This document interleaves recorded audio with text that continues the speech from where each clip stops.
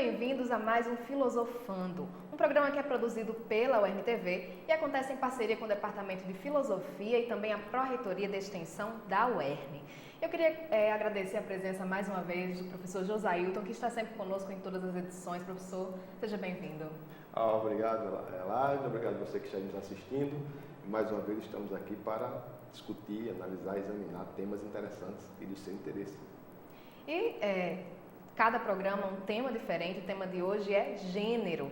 E para discutir esse tema, o professor convidado está aqui conosco, o professor Guilherme Carvalho, ele que é graduado em Filosofia pela Universidade Federal do Piauí, mestre em Filosofia pela Universidade de Brasília e doutor em Sociologia também pela Universidade de Brasília. Olá, professor, obrigado pela presença. Olá, Elaine, tudo bem? Olá, pessoal que está em casa. É um prazer. Olá, Josailton, obrigado pelo convite. E para começar a nossa discussão, como a gente começa, sempre tem uma frase. E a frase de hoje é: ninguém nasce mulher, torna-se mulher. E eu queria saber como é que a filosofia, primeiramente professor Guilherme, como é que a filosofia compreende essa questão de gênero? Bom, essa questão, e a partir dessa frase da Simone de Beauvoir, nós podemos pensar que há uma construção, tanto essas categorias de masculino, feminino, são construções que estão associadas também a aspectos culturais, como cada sociedade, em cada momento histórico, concebe tanto os papéis masculinos como papéis femininos, como também outras concepções relacionadas também a gênero e a sexualidade. Nesse caso, o biológico não seria o determinante? Olha, tem, Josailton, uma discussão que envolve também a questão do biológico, mas para algumas autoras, alguns autores dão muito mais ênfase para os aspectos culturais, sendo que também tem outros grupos teóricos que defendem que existem, assim, aspectos relacionados também a fatores biológicos. Assim, como é que você vê exatamente essa questão? Você acha que o biológico, o corpóreo, né, o estrutural, enfim, tem um papel determinante na determinação desse aspecto cultural? Porque a gente pode concordar que o aspecto cultural é importante, o aspecto histórico, tá? Mas o que determinaria a importância desse elemento cultural? Não seria o aspecto biológico, estrutural, o corpo, ou não? Olha, aí você vai observar também que em outras culturas você tem papéis diferenciados. Às vezes, eu tenho vários estudos antropológicos mostrando em que algumas sociedades, homens se maquiando, exercendo papéis que na nossa sociedade também seriam papéis que são destinados para as mulheres. Então, sim, eu vejo uma relação que é de interação, tanto os fatores biológicos como fatores culturais. É claro que sim, é a minha perspectiva aí, né? E em outros autores ou autoras também vão enfatizar muito mais a questão cultural, né, do que fatores biológicos. E outros, por sua vez, também vão enfatizar a questão biológica como sendo determinante. Eu vejo mais como uma interação tanto de fatores biológicos como fatores culturais. Nesse caso, a gente pode dizer que, olhando essa perspectiva, que o ser humano, aí eu acho que é a perspectiva filosófica, né? Eu acho que o tratamento da filosofia na perspectiva do que é o ser humano.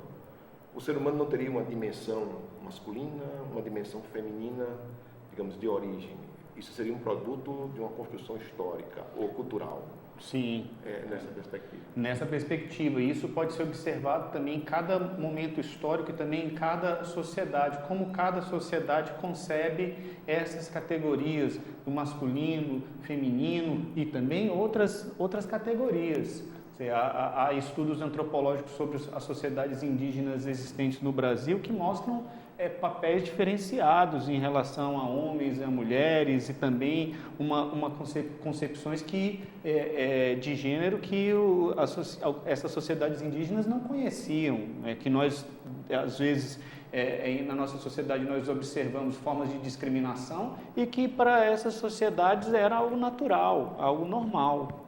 Normal, você disse, em relação a que você disse, normal, um comportamento, o comportamento feminino, o comportamento masculino no gênero feminino e vice-versa? Exatamente, uma visão de que alguns comportamentos que nós, na nossa sociedade, são considerados femininos e que dentro das sociedades os homens tinham também essa forma de comportamento. Queria que a gente desse uma pausa agora, né? Essa questão de gênero realmente bastante discutida e a gente foi saber o que as pessoas entendem por gênero. Se confere aí agora. Você acha que as pessoas nascem homem e mulher ou tornam-se homem e mulher? Eu acredito que a construção homem e mulher ela ocorre durante a sua vida. A pessoa vai se tornando, a partir do que as suas experiências, as suas vivências vão lhe construindo como ser, a fim de se tornar alguém na sociedade. Eu acho que é uma combinação dos fatores, de nascer e de um convívio e uma relação social consigo e com as outras pessoas. Eu creio que depois das experiências de vida da pessoa, a pessoa decide se é homem ou mulher. Eu não creio que nasça. Porque se fosse assim, não existia gente já com tendências a... Igual tem um primo que ele já tem tendência com gênero feminino, entendeu? Então eu acho que você adquire. Eu acho que tudo na vida é uma construção. Você pode nascer com o corpo, com a genitália, tanto masculina como feminina, mas você não se reconheça dentro daquela construção, daquela designação do que é ser homem, do que é ser mulher. Então, essa coisa do homem ou mulher, eu acredito que seja uma construção social, não é algo biológico. Eu acredito que as pessoas tornam-se homem e mulher, porque, ao meu ver, gênero não é uma coisa que você pode detectar ou analisar simplesmente pelo lado biológico da coisa, mas também você deve analisar a construção social que isso tem. Eu acredito que as pessoas tornam-se homens e mulheres. A sexualidade ela é definida por uma construção da sociedade. A gente nasce biologicamente, com órgão sexual, mas a nossa sexualidade é construída pela sociedade. Então, eu acredito que as pessoas tornam-se homens e mulheres. Então, professores, eles estão corretos?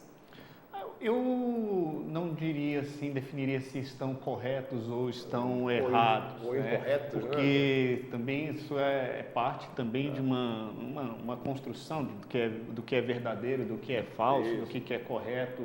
Isso também é parte de uma construção ligada à moral, ligada à cultura de cada sociedade, em cada espaço. Mas é interessante observar como existem vários fatores antes do nascimento de uma criança que já vão direcionar aquela concepção do que é masculino e feminino. Pense assim, que a pessoa vai fazer o ultrassom e descobre, é menina.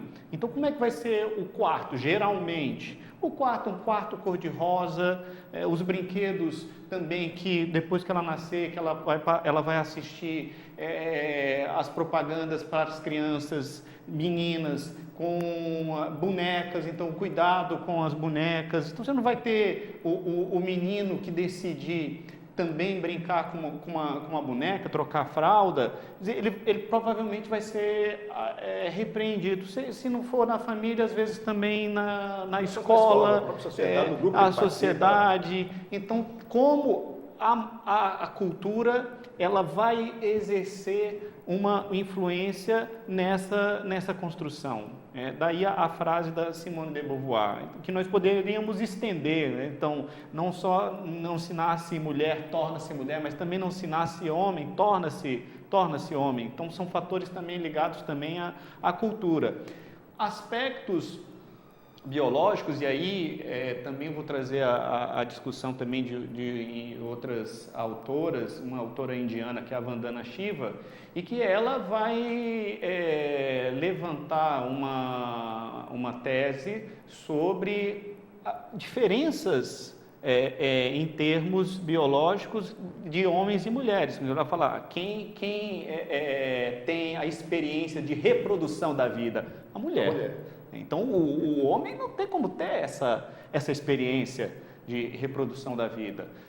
Se isso é parte da essência da mulher, aí também já é uma outra discussão, porque pode ter mulheres que decidam não ter a experiência da maternidade, e aí vem a questão da liberdade de cada pessoa escolher o que ela quer.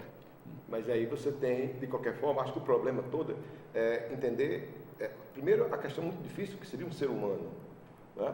E segundo, a dimensão, se essa dimensão sexual ou do exercício da sexualidade seria determinante para definir o que é um ser humano.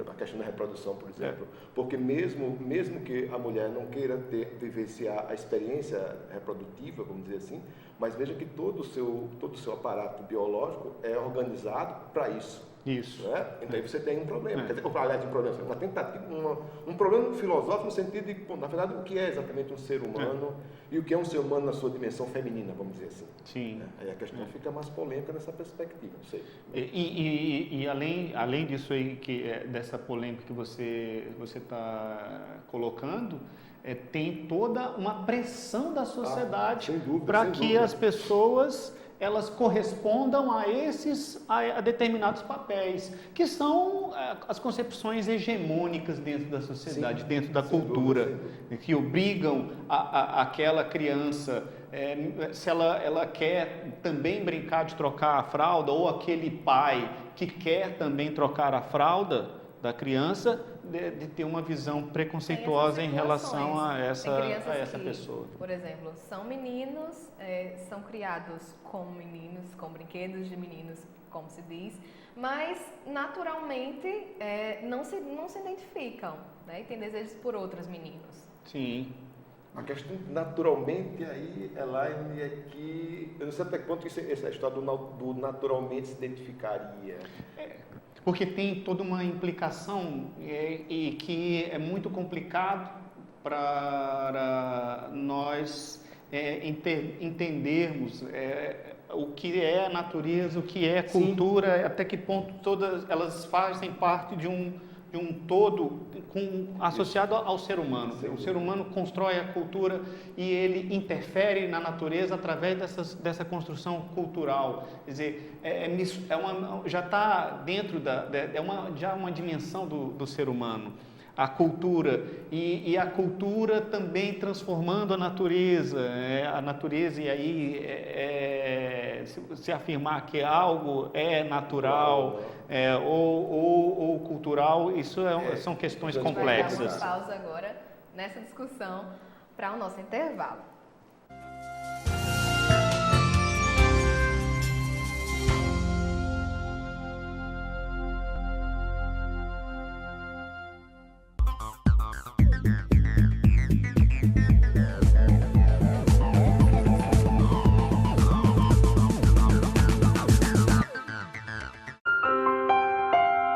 Em 16 anos, a Liga Moçoroense de Estudos e Combate ao Câncer atendeu mais de 45 mil pacientes, salvando a vida de milhares de pessoas. Pessoas que não podem pagar e precisam da sua ajuda para que a Liga continue seu trabalho. Doar é um gesto de esperança. Faça sua parte e ganhe um sorriso para a vida inteira. Ação pela vida. Fazer o bem dá cor à vida. Liga Moçoroense de Estudos e Combate ao Câncer.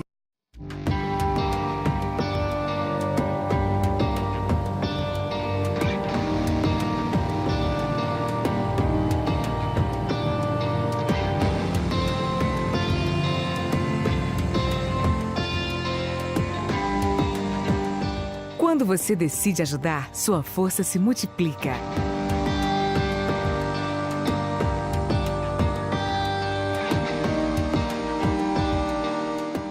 Tem mais educação, saúde e informação nas telas do Rio Grande do Norte. A TV UERN agora transmite o sinal do canal Futura em Mossoró. É no canal 21 da TCM. As nossas boas-vindas para essa parceria.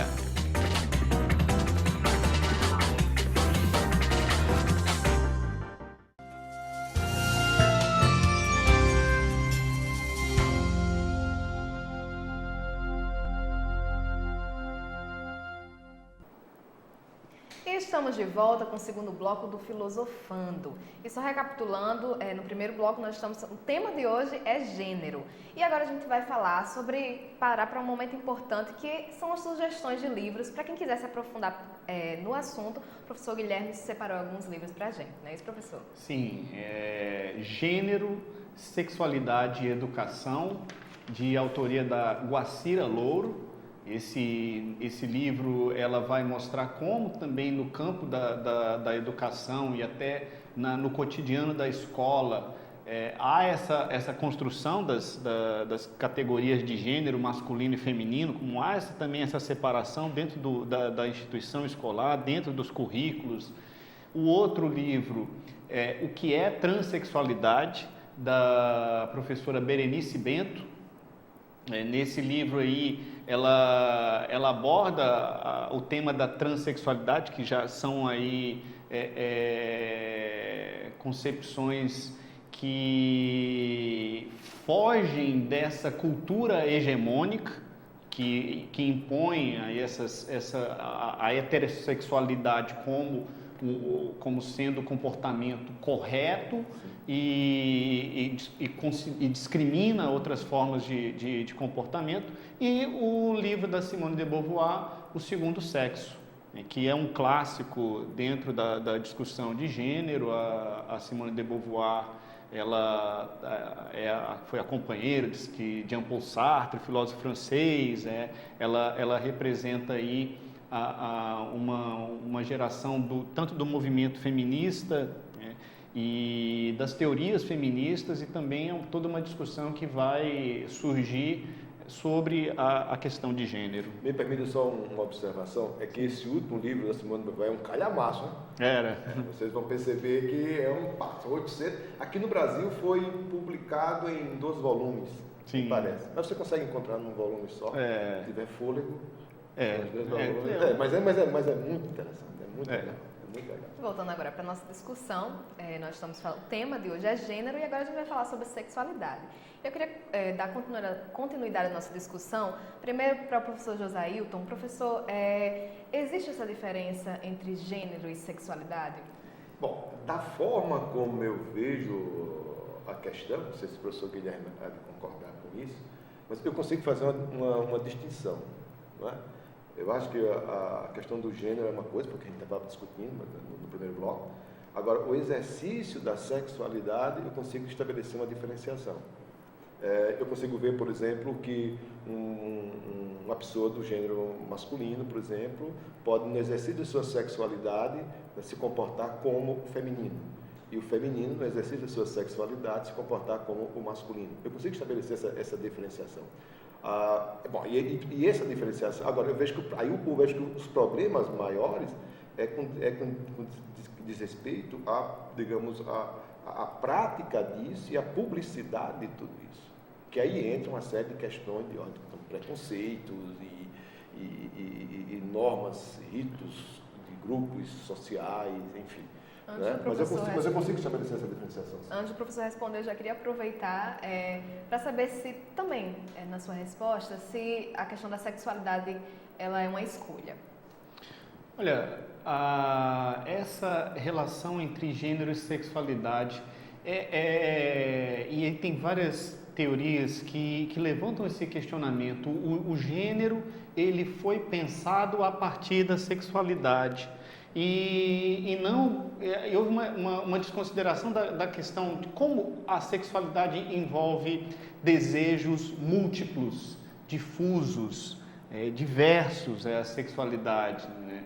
Então, a pessoa pode, sim, nascer num corpo masculino, mas ter desejos femininos, né? Assim como o oposto também pode ocorrer a Berenice Bento vai colocar exatamente essa temática, como é difícil uma sociedade que impõe formas de comportamento e discrimina outros tipos de escolhas em relação à sexualidade, e que isso, até que ponto isso também vai ter como consequência problemas psicológicos, né? Você pensar, por exemplo, na nossa sociedade, na sociedade brasileira, como o Berenice Bento coloca nas suas pesquisas, como essa imposição, por exemplo, você trocar a sua identidade de gênero, você ser obrigado a passar por uma cirurgia, né, para mudança de sexo. Né. Então, como isso, você passa por uma junta médica, então tem que convencer que é considerado como uma patologia. Sim. A homossexualidade foi retirada, né? foi desconsiderada como sendo patológica, mas a transexualidade ainda é considerada como sendo uma patologia.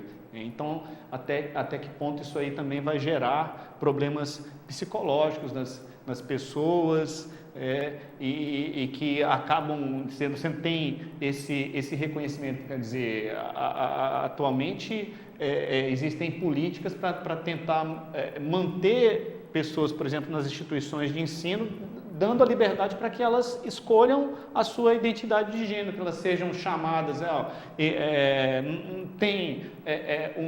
nasceu num corpo masculino, mas assume uma identidade feminina e quer ser chamado através daquela identidade. Mas isso não é uma lei, né, que tenha, né, poder de leis, é uma portaria, né, que é atualmente ligada ao Ministério da Justiça. Né. Eu acho que duas questões que você coloca na sua resposta, no seu comentário.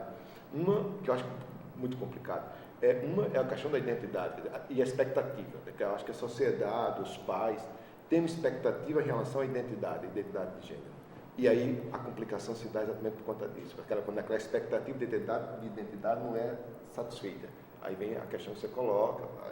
E a outra é o próprio fato digamos assim, da expectativa com relação àquele que a gente já tinha falado antes, mas vocês podem enfatizar, ressaltar, que é a história de que espera-se que aquele que tem determinada identidade, a identidade esperada, digamos, tenha certos desejos, né, e se condena à prática disso. Porque você sabe muito bem que tem muita gente que aceita, digamos assim, aceito a identidade daquela pessoa como gay, lésbica, enfim, como transexual, né, mas não se aceita a prática disso, a exteriorização disso. Não é? Então, se você vir um casal gay se beijando, aquilo fica uma coisa, né, estranha, não é? Então, é uma posição meio, digamos assim, hipócrita, e que tem a ver, aí entra naquele outro tema que a gente está discutindo, que é a questão da realização dos direitos. Sim. Né? Então, eu pediria para você comentar. A realização disso, essa coisa de que você aceita, você pode até certo momento aceitar a identidade de gênero, mas não aceita a exteriorização disso. Primeiro. Isso. E o segundo, a questão da sexualidade como a realização de um direito. O exercício da sexualidade como a realização de um direito. Sim, porque nas sociedades democráticas, em que há esse reconhecimento, pelo menos no âmbito jurídico, se coloca esse reconhecimento, mas nós percebemos na história das sociedades que esse reconhecimento também ele vem de lutas dos movimentos sociais, das pessoas reivindicando essa concepção de universalidade dos direitos humanos. Mas se é universalidade, você não reconhece o direito das mulheres a voto. Direitos são universais, mas você não reconhece o direito dos indígenas, ou você não reconhece o direito dos homossexuais. Então, se essa concepção de um princípio de igualdade em termos de direitos, de liberdade em termos de direitos, deveria então haver esse reconhecimento. Agora, nós temos um outro aspecto que é a cultura, ela é muito forte. Ela vai entrar, se incorporar, entra vai fazer com que as pessoas enxerguem determinados comportamentos como sendo transgressores, como sendo desviantes. E isso também vai se associar a mecanismos de estigmatização, vão estigmatizar essas pessoas, mecanismos de exclusão, de discriminação. Se por um lado você tem no âmbito jurídico, é claro que essa dimensão do âmbito jurídico também ela tá impregnada da cultura. Tanto é que você vê na sociedade brasileira, a sociedade brasileira é uma sociedade conservadora, que até o sistema legislativo também é conservador. Demorou muito tempo para reconhecer o direito das pessoas do mesmo sexo de terem um reconhecimento em relação ao casamento, em relação a um trabalho conjunto que essas pessoas fazem e de construção de bens materiais, e depois não tem como dividir esses bens materiais porque a sociedade não reconhece essa estrutura familiar. Então você tem estruturas familiares diferenciadas, diversas, múltiplas, e que em sociedades democráticas baseadas nesse princípio da igualdade deveriam ser reconhecidos esses direitos. Então a necessidade de um combate a essas formas de discriminação, essas formas de estigmatização. Então, no caso, seria justamente o centro dessas discussões, porque vale em parte, os direitos eles valem em parte. E não vale na sua totalidade? Porque isso que é interessante nós analisarmos, como essa construção da universalidade, ela não foi abrangente. E isso é observado desde a Revolução Francesa, e como na Revolução Francesa, por exemplo, as mulheres foram excluídas e reivindicaram naquele contexto, mas silenciadas. E como essas concepções influenciam também a Declaração Universal dos Direitos Humanos e que não incluem diversos grupos étnicos, não incluem uma divisão dos países do norte e dos países do sul, assim como também formas de estigmatização se a pessoa não se enquadra num comportamento heterossexual. Ok, então, a gente vai encerrar agora, mas antes, para encerrar, nós separamos uma frase, o professor separou uma frase para a nossa reflexão, que diz o seguinte: a inscrição dos gêneros nos corpos é feita sempre no contexto de uma determinada cultura. Guacira Louro, é isso, professor? É isso. Então, como essas construções de gênero, elas estão associadas a um contexto social, a um espaço social que é um espaço simbólico, então também associadas a uma cultura em um determinado período histórico. Queria agradecer a presença do professor. Professor, obrigada. Obrigado, Josailton, obrigado, Elaine. Josailton está sempre conosco aqui. Obrigado você que está nos assistindo. Obrigado, Guilherme. Obrigado. E você de casa, obrigado pela sua companhia e até o próximo Filosofando.